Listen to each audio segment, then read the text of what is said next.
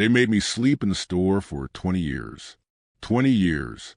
No bed, no warmth, no family, just the cold floor of the warehouse, the humming of old freezers, and the smell of spoiled milk. I was their ghost employee, the man who cleaned, fixed, and watched over everything while they lived their lives like kings.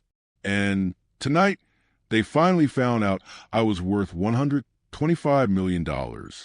I'll never forget the look on Mr. Carson's face when I stepped into that boardroom, wearing a suit for the first time in 2 decades. His coffee cup slipped from his hand, smashing into pieces on the marble floor. His wife's jaw dropped. The same woman who used to hand me leftover sandwiches through the back door like I was some stray dog. "Wait, you how?" he stuttered. I smiled. "You remember that old storage room you made me sleep in?" I said, "Turns out, the man you buried there came back with a deed to your empire." The silence in that room was heavier than a grave. Before any of them could speak, the federal agents burst through the door, and that's when things got really crazy. But before I tell you what happened next, let me take you back to where it all began. If you're watching this, don't forget to like, share, and subscribe, because trust me, you're about to hear a story that'll make your heart stop. My name is Michael Cole, born in 1982 in a small town in Ohio. My dad was a mechanic, my mom worked at a diner, and we were what you'd call barely getting by. Still, I grew up believing in hard work, believing that if you showed up early, stayed late, and gave your best, life would reward you. That was before I learned how cruel the world could be. When I turned 22, I landed my first real job at Carson Supermart, a massive family-owned chain that pretty much owned the whole county. Back then, I thought I'd hit gold. The Carsons treated their employees like family, or so they said. Mr. Carson would slap you on the back and call you son, and Mrs. Carson would smile and tell everyone how proud she was of her hard-working boys. But things changed when I refused to lie for them. It started with a delivery truck accident. A teenage worker got crushed under a faulty forklift one night, and the Carsons ordered everyone to say the kid had been drinking on the job. I refused. I couldn't lie to his mother. I thought honesty would save me. Instead, it destroyed my life. The next morning, I was demoted. They told me my position had been restructured, but the truth was simpler. They wanted me gone. But instead of firing me outright, they gave me night duty alone. That's how it began, the long, dark years in that cold, echoing warehouse. I slept behind boxes, using my jacket as a pillow. I ate expired snacks and washed my face with bottled water. No one checked on me. No one asked if I was okay. At first, I thought it was temporary, a punishment. But days turned into weeks, weeks into months, and months into years. I became invisible, just a shadow in the corner of their success. Then one night, everything changed. A drunk employee stumbled into the store after hours, waving a gun, screaming Mr. Carson had ruined his life. He didn't see me watching from the dark. But what happened next, what I did that night, would start a chain of events that no one could stop. Because that was the night I took my first step toward the $125 million, and the first body dropped. That night still echoes in my head like a bad dream. The gunman was one of ours, Eddie Grant, a delivery driver. He was drunk, shaking, crying, cursing the Carsons for cutting his hours after he got injured on the job. He said they left him to rot. I didn't blame him. I knew exactly how that felt.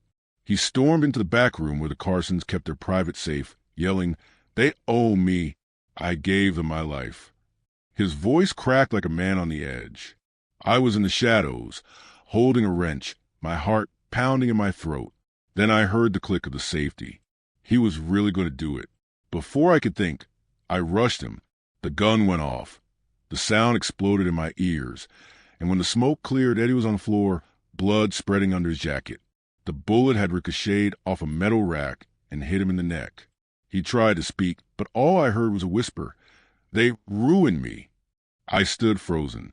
My hands were trembling. I didn't mean to kill him. I was trying to stop him. But when I looked at the camera blinking red above us, I knew I was finished. The next morning, police cars surrounded the store. Mr. Carson stood outside, pretending to be shocked, acting like I was some criminal who'd gone mad. We tried to help him, he told reporters, but he just snapped. They didn't even let me speak. I was handcuffed before I could say a word. During the trial, the Carsons testified against me.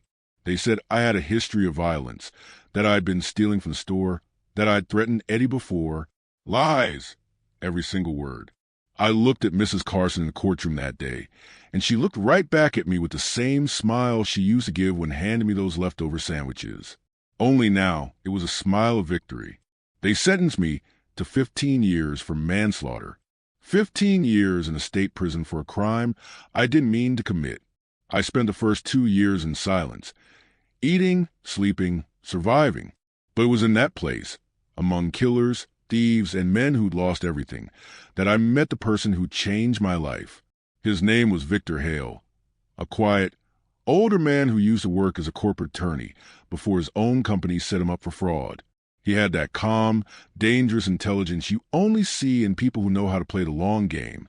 Victor taught me everything he knew: how corporations hide their money, how to trace ownership through shell companies, how to spot the weak points in any empire. He told me, "Michael, power isn't about having money. It's about knowing where it hides." We became like brothers. And when he was finally released, he handed me something before leaving, a piece of paper with an address and 2 words written on it: Carson Holdings. That night, in my prison cell, I realized he'd given me a lifeline, a way to hit back. I spent the next years studying, plotting, waiting. I filed requests for public records, read every article, learned how the Carsons were laundering money through fake nonprofits and overseas accounts. And when my parole finally came through, I walked out of that gate not as the broken man who went in, but as the man who's going to take back everything they stole from me. I got a cheap laptop, rented a 1-room apartment, and started digging into the Carsons' empire. What I found buried under all their fake smiles and charitable donations made my blood boil. Fraud, embezzlement, tax evasion, human exploitation. Everything they'd accused me of, they'd been doing for years. I gathered the proof. Every document, every signature, every shell company connected back to them. But I didn't go to the police, not yet, because I had a better plan. I wanted them to choke on their own greed.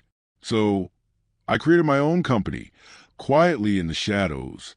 Using Victor's guidance, I started buying up Carson Holdings debts under a fake name. Every property, every vendor, every unpaid loan, I bought them all piece by piece. Until one day, Carson's Supermart didn't belong to the Carsons anymore. It belonged to me. But before I could announce my victory, something unexpected happened. One night, while reviewing their files, I found a sealed folder labeled Project Nightlight. When I opened it, what I saw made my heart stop cold. Because the Carsons weren't just thieves. They were murderers. The folder was encrypted, password protected, locked like something no one was meant to see. But Victor had taught me a few tricks, and after 3 sleepless nights of code breaking and tracing old file paths, it finally opened.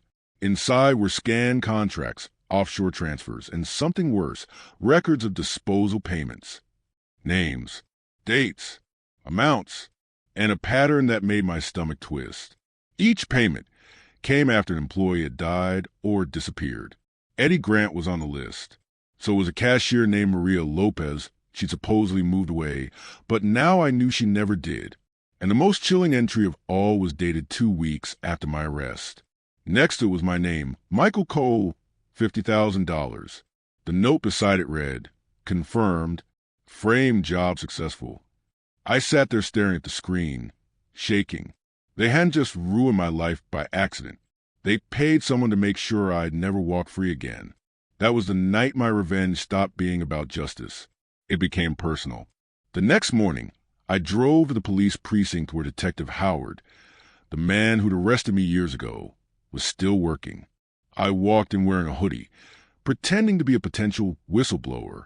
When I handed him a flash drive, I said, "It's about the Carsons. Look into it." Quietly, he gave me a doubtful look, but took it.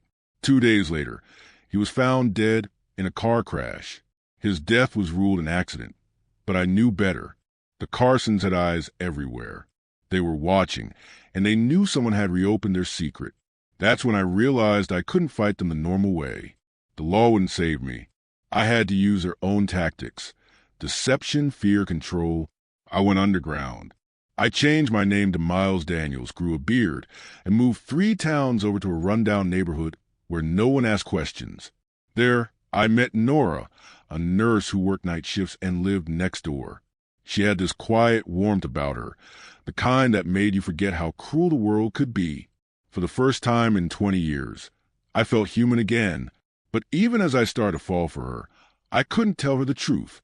Every night, I was digging deeper into Carson's network, tracing payments, building fake identities, making sure they couldn't trace me back.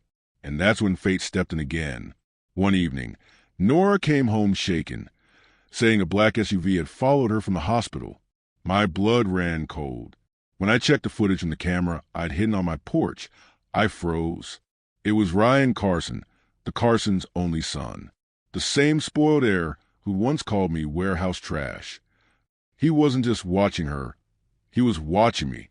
They'd found me. I knew I couldn't run again. I had to strike first. So I planned my first move, something that would shake the Carsons' world from the inside. I created a fake charity under Nora's name and sent an anonymous email to Mr. Carson's accountant, offering a tax-deductible partnership opportunity. Within a week, he responded, asking for a meeting. That meeting was the start of everything. It was supposed to be a simple setup, a way to track their money. But the night before it happened, Nora disappeared. Her phone went dead.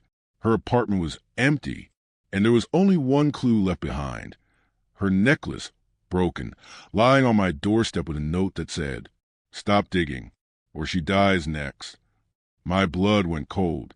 I felt something inside me snap, something dark and quiet that I'd been holding back for years. I wasn't going to the police. I wasn't begging anyone for help. This time, I was going to bring the Carsons down with my own hands. And before the night ended, someone was going to bleed. The note on my doorstep burned into my skin like a brand. "Stop digging, or she dies next." I never understood fear the way I do now. Fear was a slow thief when I slept in that warehouse. Fear is a hot coal now, sharp, alive, and burning through everything I touch. I move fast. I stopped pretending to be Miles Daniels. I became Michael again, the man who had nothing to lose. I called every contact I had left. Low-level hackers, a bail bondsman who owed me a favor from a prison fight, and an old mechanic who still liked me because I'd fixed his son's car once. We worked in whispers. We watched Ryan Carson's patterns, studied the SUVs, traced the license plate that shadowed Nora from the hospital to my block. The trail led to an abandoned motel on the edge of town, a place with flickering neon and holes in the drywall. It reeked of cheap perfume and fear. My hands shook when I pulled my jacket close and crept to the back door. There were 2 guards in cheap suits and a third man I recognized from the Carsons' Christmas party years ago. Their inside fixer, a man named Paul Briggs who used to manage payroll and now managed darker things. I could have called the police. I never considered it. Detective Howard had died in a crash. I had seen how the system bent for those with money. So I did what Victor taught me once in a steel-smelling rec room. Create a distraction, strike where they least expect it, and always have an exit. The distraction was simple, an engine revving, a honk, a shout from the road. 2 of the guards ran out to check. I slipped into the back and down the hall, breathing like a man on the run. Doors were ajar. Rooms were empty, and there in the last room on the left was a single lamp, a chair, a woman with hair like Nora's and her hands tied. "Nora," I whispered. She looked up slow, like someone waking from water. Tears, real ones, streamed down her face. Relief slammed into me so hard I could barely think. I dropped to my knees and started cutting the ropes with the small knife I kept in my boot. Her skin was cold. Her voice was tiny but real. "Mike," she said, "you came." I wanted to wrap her and never let go. I wanted to tell her everything I'd found, to tell her the Carsons had been killing people, to tell her how they had framed me for Eddie's death. But first we had to get out. I unbolted the window, and we slid to the glass into the back lot. We were almost free. I could see the highway glinting like a promise. Nora leaned on me and whispered that the men in suits had been in her apartment. They'd asked about me and made threats. When I checked her phone, there were messages I didn't like, photos of our building, times noted, a single text, "Tonight. Don't fail us." We started toward my car when headlights cut across the lot. 2 SUVs boxed us in. Doors opened. Men with guns moved like trained dancers. A figure stepped out of the nearest SUV, tall, clean-cut, and colder than the night. It was Ryan Carson. He smiled like someone about to finish a game he had been playing for years. "Nora," he said, and his voice was syrupy sweet. "So nice of you to come out for us." Nora's hand slid into her coat. I thought she was reaching for my hand. Instead, she pulled out a small pistol and aimed it at me. "Michael," she said, and there was a crack in her voice I had never heard before. "I'm sorry." I froze. The world narrowed. Ryan laughed. The men closed in. Nora's finger trembled on the trigger. My heart dropped out of my chest. Then she fired. The sound split the night like lightning. For a moment, I thought she'd shot me. My ears rang. My knees went weak. Then I saw Ryan's face twist, his hand clutching his shoulder. The bullet had gone straight through his suit. Nora didn't even hesitate. She grabbed my wrist and screamed, "Run!" We sprinted through the back alley, feet pounding against wet concrete, headlights flashing behind us. Bullets shattered glass, echoing like thunder. She was faster than I remembered. Fear had made her weightless. We dove behind a dumpster as one of the SUVs screeched to a stop. I could see Ryan, holding his shoulder, yelling orders like a man possessed. "Find them, now!" I turned to Nora, gasping. "Why? Why the hell did you?" She cut me off, tears streaking her face. I had to pretend, "Mike, they took my brother. Said they'd kill him if I didn't lead you here." The words hit harder than any bullet. I wanted to be angry, but all I saw was a woman drowning in guilt, trying to save someone she loved, just like I once tried to save the truth. I took her hand. "Then we get him back," I said. We didn't stop running until we reached the train yard. Miles of rusted metal, fog, and silence. I knew these tracks better than anyone. I used to clean the warehouses here before they made me their prisoner. We had inside an old freight car, hearts pounding, lungs burning. Nora leaned against me, shaking. "Ryan said they were moving money tonight," she whispered. "Something about transferring accounts to Dubai. Project Nightlight, before the feds freeze them." Project Nightlight. That curse file again. My mind started to piece it together. The payments, the disappearances, the shell accounts. The Carsons weren't just hiding blood money. They were smuggling people, using their chain of stores to move undocumented workers across state lines, forcing them into labor, then erasing them when they became liabilities. It was worse than I'd imagined. That was their real fortune. And now, I had everything I needed to bury them. I pulled out the drive I'd been carrying, the one with their records, offshore accounts, and evidence of every dirty deal. If I get this to the right hands, I said, they're done. But the right hands didn't exist, not in their world. Not after what happened to Detective Howard. We needed something bigger, public, unstoppable. Then I remembered something Victor Hale once told me in prison. The only thing more powerful than truth is spectacle. People ignore facts, but they never ignore fire. So I decided to burn the Carsons alive, not with flames, but with exposure. I hacked into Carson Supermart's national broadcast system through one of their outdated warehouse servers, the same system that played those corny corporate commercials every morning. At midnight, every store in the state would air my recording. The documents, the files, the proof of Project Nightlight, all of it. It would be over for them by sunrise. But as I was setting the final trigger, Nora's phone buzzed. It was a live video call. My stomach dropped when I saw the screen. Her brother, tied to a chair, beaten, blood dripping from his nose. Behind him, Mr. Carson himself stood calm and smiling, holding a glass of whiskey. "Michael," he said, his voice sharp and cruel, "I must admit, you've caused quite a storm. But before you hit that little button of yours, think carefully. You expose us, the boy dies. Nora sobbed. I could see the terror in her eyes. The same fear I once felt sleeping on that warehouse floor. I looked at the screen, at the man who had stolen 20 years of my life, and I felt something deep inside me harden into steel. I'm not the boy you buried anymore, I said. He smirked. No, you're a ghost, and ghosts can't win. Then the feed cut off. I knew what I had to do. There was only one way to save Nora's brother and destroy the Carsons completely. It would mean walking straight into their mansion, the same one I used clean floors in, and facing them head on. Nora grabbed my arm. Michael, no. They'll kill you. I looked her in the eyes. Not before I finished what they started. Outside, thunder cracked across the night sky. I loaded the drive into my pocket, pulled my hood over my head, and whispered the words that had kept me alive through 20 years of hell. Let's end this. And as I stepped out into the storm, heading straight for the Carsons' estate, I didn't realize someone else was already waiting for me there. Someone I thought was long dead. The rain hit the driveway like a drum. My boots sank in the mud as I walked up the long path to the Carsons' mansion. My heart beat so loud I thought the whole house could hear it. I had the drive in my pocket, the files, the photos, the proof of everything. I had Nora's brother's location in my head. I had one night to do what 20 years of pain had taught me to do. Finish. The front door opened before I knocked. Victor stood there, wet hair glued to his forehead, wearing the same old gray suit he'd worn to our first prison poker game. For a moment I could not breathe.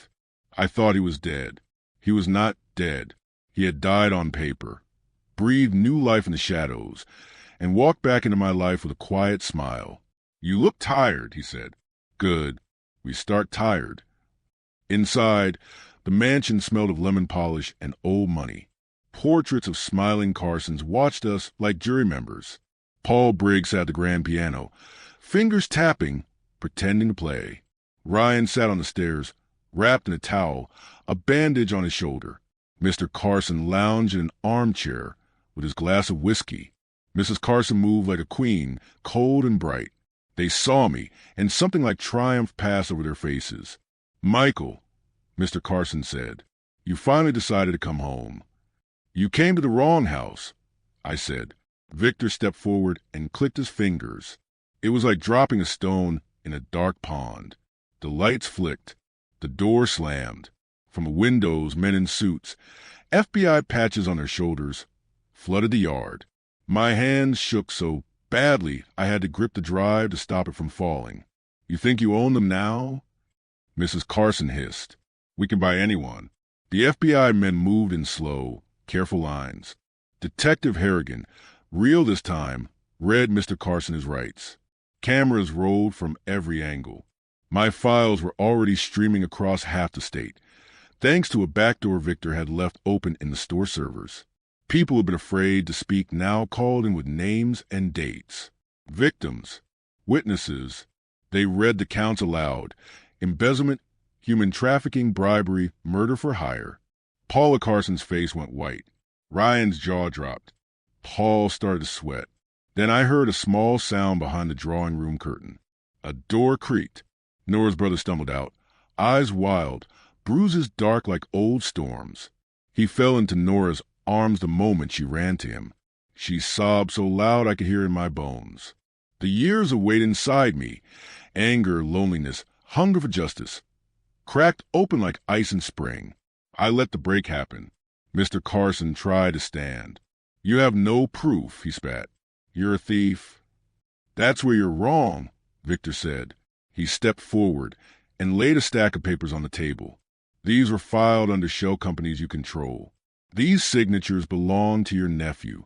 These transfers hit accounts you think hidden. We followed the money. No one screamed. The march of truth felt worse to them than any shout. Agents cuffed Mr. Carson. Mrs. Carson tried to bargain. Ryan cried. Paul pleaded. Detective Harrigan read more names. My name came up, Michael Cole, owner of Carson Holdings, legally, by purchases made in secret years before. The room froze. I felt a hot thing inside me bloom. I had done it, not with guns or fire, but with patient, ugly work. I had bought them out when they thought I was nothing. I had traced their crimes. I had made the state look. "You can't take everything," Mrs. Carson whispered, but she was already losing it all. Outside, news vans flashed like angry beetles. The world woke up and watched a family fall apart on live television. The Carsons were led away. Later, when the sun dawned on a tired city, the estate was silent. Nora sat beside me on the old marble steps, holding Nora's brother close. Victor smoked, quiet as always. Detective Harrigan gave me a look that said both apology and respect. The lawyers would come. The courts would decide. But right then, something else happened. On the courthouse steps, the press called my name. "Mr. Cole, are you the new owner? Is it true you're worth?" A number flashed on the screen behind them. $125 million. I felt faint for a second, then laughed. It came out small, like a child's giggle. It was not the joy people expected. It was a release of a wound finally scabbed over. "How?" a reporter asked. I looked at Victor, then Nora, then the man who had been my tormentor and was now just a man in orange. "Because I survived," I said simply. "Because I learned how their world worked. Because I wanted it, not for greed, but to stop them." Nora squeezed my hand. "You deserve peace," she said. I closed my eyes and breathed. The warehouse floor I slept on for 20 years felt like a shadow behind me, but it no longer held me. I had my name back. I had justice. I had something like money. Most of all, I had Nora and her brother, and proof that the truth, when hurled into the light, could burn even the oldest lies.